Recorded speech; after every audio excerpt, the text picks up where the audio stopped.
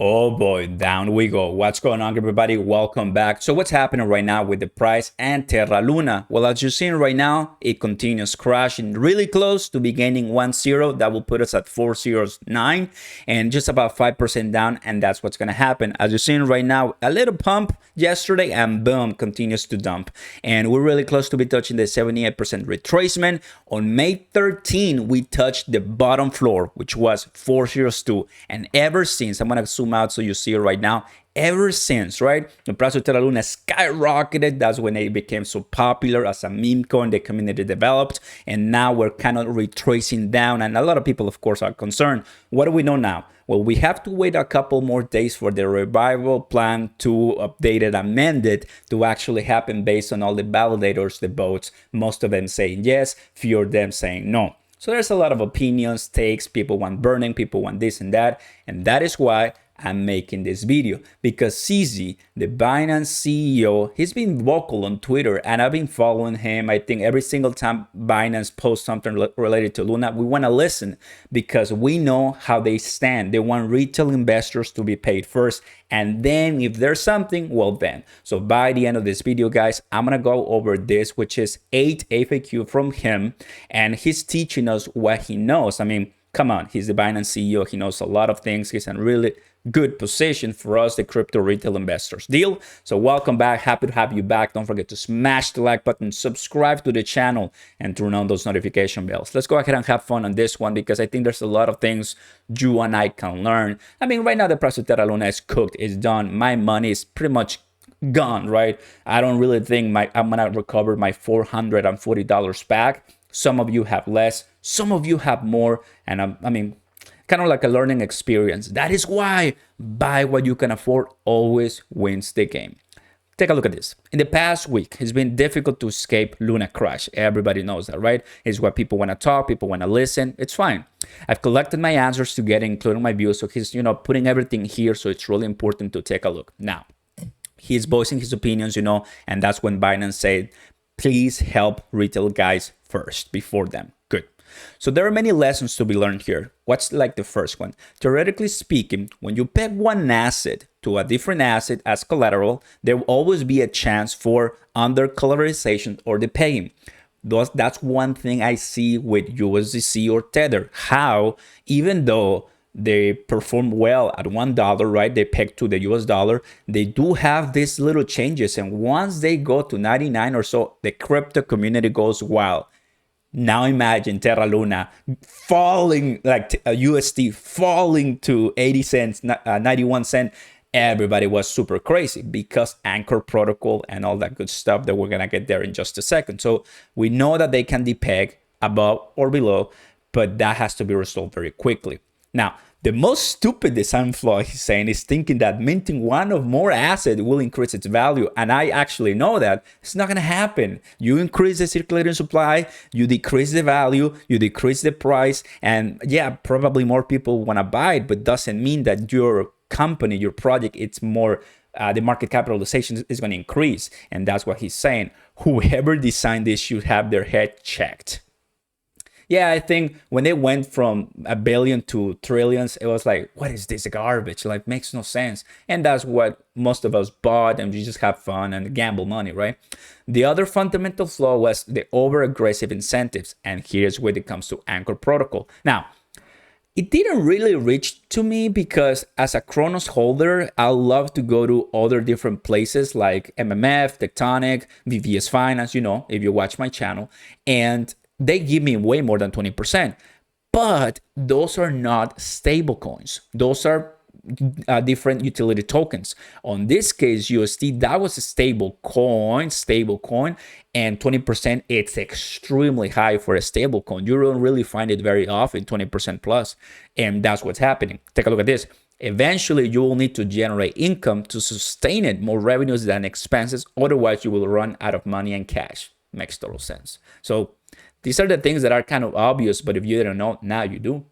High APYs do not necessarily mean healthy projects. Eventually, the bubble can burst, and then here we are. So what is the key lesson? Just don't chase high APYs. Look at fundamentals. Once again, I am like a lion, always looking ahead of what Cronos is doing behind the scenes, how these projects are reacting to bad actors. In the case of MMF with Scrub Finance or other different ones, how hacks and everything have to be communicating with the audience, with your community, VVS Finance, Tectonic, and so forth, Discord, whatever. So you need to be very vocal. And absolutely, I love high APYs, but I need to know what the company or the project is first. And if it's on the Cronos, I feel much more safe, right? So, those are really important things for you to remember, fam.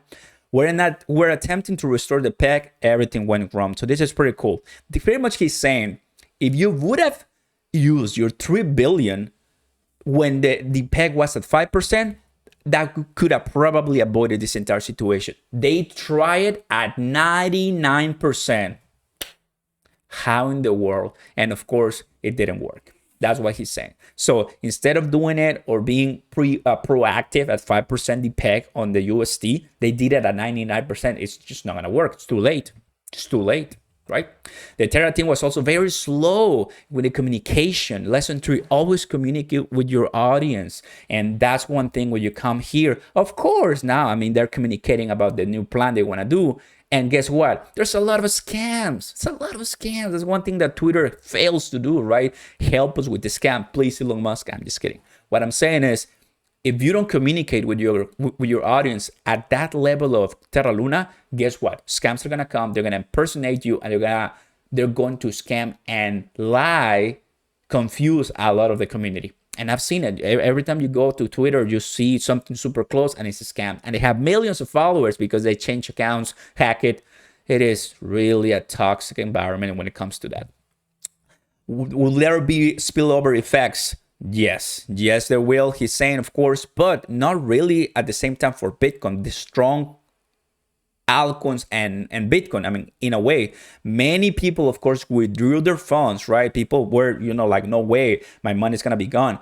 But as I was already staking on Cronos, which is a different ecosystem, my APYs rose because less people were involved. They were scared. So I was gaining more money as they were exiting, just less supply to give out, right? Less demand. So that's pretty good. So even Bitcoin dropped 20%, but in a way, some of the solid projects actually benefited in a way, which is saying the Binance USDC. So there's good and bad in this chaos that we're seeing with Terra Luna. When we continue, resilience is present in the crypto system. Well, he's saying basically that he is happy, he is pleased that the resilience of the crypto ecosystem withstood the shock. Because even with the bailouts, what is he saying? Basically, banks, right, in a normal banking operating system with the Federal Reserve, one goes down, most of them go down, and the Fed or something bails them out, the government. When it comes to decentralized, banks or decentralized institutions like us, DAOs or stablecoins or projects like blockchains, one goes down, the other ones are gonna, shake, but there's not really anyone that can support you at that. It's just gonna be the community. You don't have a government that's gonna help you that. So that's what he's saying. Most of the other crypto projects did just fine. When it comes to regulators, are they gonna toughen their stance on crypto? You have seen what Janet Yellen, the Treasury Department, the Fed have said about stablecoins. They're studying it. They're, warning investors about because it's risky. They're gonna create a CBDC. There's a lot of different things cooking there, and this is gonna be adding up to the top as far as being more strict on stablecoins. So thank you, Terra Luna. We didn't. Eventually it was gonna happen, but now they're speeding up the, their accelerator, and they're gonna come up after the entire projects. So how do we avoid these whole things? This is the $1 trillion question. Basically, as an investor, diversify, stay away from super high APY that are super risky, and educate yourself. That is really important for here and for you and for all the community. What do you think about his little letter and the QA? Because I like it. And at the end of the day, I see him as someone who is, approaching mining, approaching El Salvador president, approaching even Mexico or so at different places. And I value his opinion. I like it. Not bad at all. Let me know in the comments, guys. The Terra fam, what do you guys think about this? Thank you for watching, guys. Price of Terra Luna going down right now. Buying, selling right now. It's risky. So I'll be waiting for what's to come in the days when the revival plan is checked. Peace.